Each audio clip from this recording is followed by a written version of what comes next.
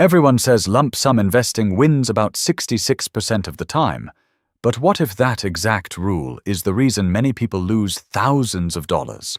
The worst part is that most people using this strategy don't even realize the risk they're taking. If you've ever had a large amount of money to invest, whether from a bonus, savings, or an inheritance, this decision can make or break your returns. So before blindly following the 66% rule, it's worth understanding what it actually means and when it can seriously backfire.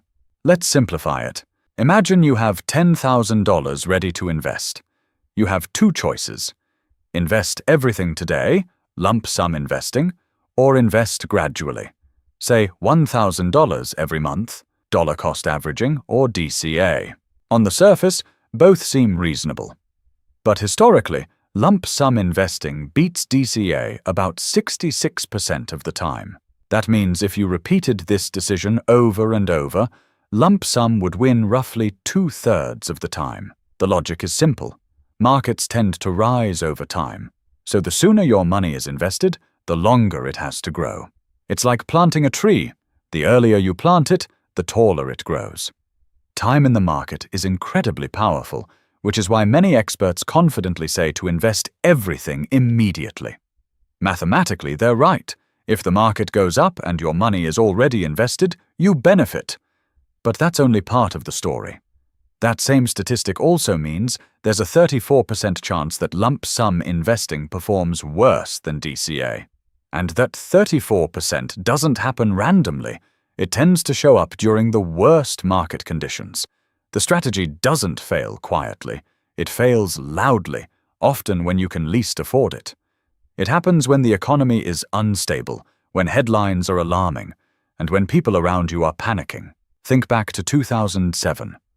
The market looked strong, everything seemed fine, and you invested your full $10,000, then 2008 hit, and the market crashed. Suddenly, your investment could drop to $6,000 or less. Or consider early 2020, when markets plunged over 30% in just over a month during the COVID crash. There was no warning. It happened fast. If you had invested everything right before that drop, you'd be staring at a significant loss almost overnight. Most people believe they would simply hold and wait for recovery, but reality is different. When people see their portfolio drop 30%, 40%, or even 50%, emotions take over. They check their accounts constantly, feel anxiety and regret, and start calculating what they've lost in real-life terms. Thoughts like, "What if it keeps falling?" begin to dominate. Eventually, many sell. Not at the top, but near the bottom. This is the real cost of blindly following the 66% rule.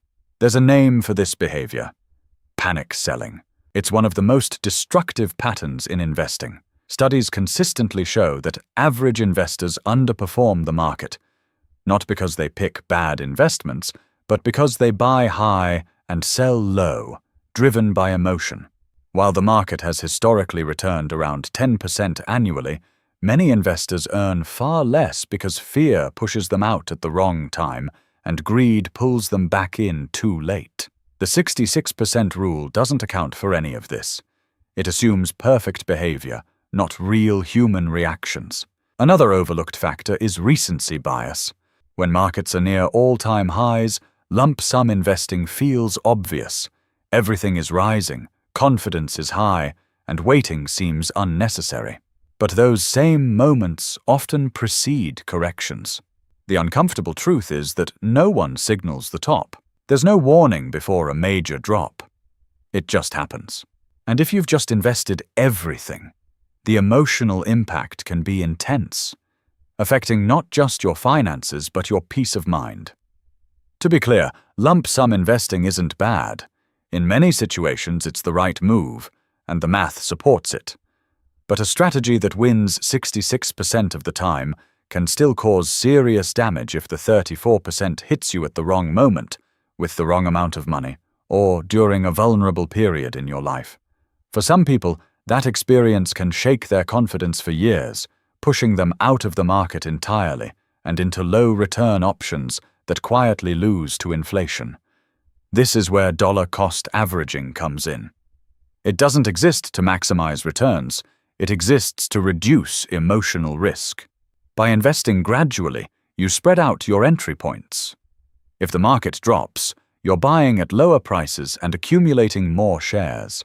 More importantly, you're less likely to panic because you're not fully exposed all at once. DCA removes the pressure of trying to time the market and replaces it with consistency, investing month after month, regardless of conditions. Psychologically, DCA helps you stay in control. When the market dips after a contribution, it doesn't feel catastrophic because you know more investments are coming. You still have cash to deploy. This sense of control reduces stress and helps prevent impulsive decisions. And staying invested over time is one of the most powerful drivers of long-term wealth, more important than timing or picking the perfect investment. Consider a simple example. Two investors each have $12,000. One invests it all in January, lump sum, while the other invests $1,000 per month, DCA. In a strong bull market, the lump sum investor likely wins. But in a volatile year with early declines and later recovery, the DCA investor can come out ahead by buying more shares at lower prices. More importantly, the DCA investor avoids the emotional shock of a large, immediate loss and is more likely to stay invested throughout the year. So the real question isn't which strategy wins more often, it's which strategy you can actually stick with. A strategy is useless if you abandon it under pressure. A 66% win rate means nothing if you panic during the 34%, but a slightly less optimal approach that you follow consistently for decades can build real wealth. A simple framework can help. Lump sum investing may suit you if you have a long-term horizon, 10+ years, understand volatility on an emotional level, have experienced market downturns without panicking, and trust the process deeply. DCA may be better if you're uneasy about timing, newer to investing, concerned about market conditions, or aware that you might react emotionally to losses. There's also a hybrid approach. Invest part of your money immediately, say 50%, and DCA the rest over several months. This gives you some early exposure to market growth while reducing emotional risk and preserving flexibility if prices fall. It's not mathematically perfect, but it's often more realistic for real people. At the end of the day, the best investing strategy isn't the one that wins most often. It's the one you can stick to when things go wrong. The investor who stays calm and remains invested will outperform someone who had a better strategy but abandoned it during tough times. So when someone tells you to just invest everything now, ask yourself one honest question. What would you actually do if your investment dropped 40% next month? Not what you hope you'd do, but what you truly would do. Your answer will tell you which strategy is right for you. Investing is a long game. The goal isn't to win in year one, it's to still be in the game decades later. Choose the approach that keeps you invested, consistent, and moving forward.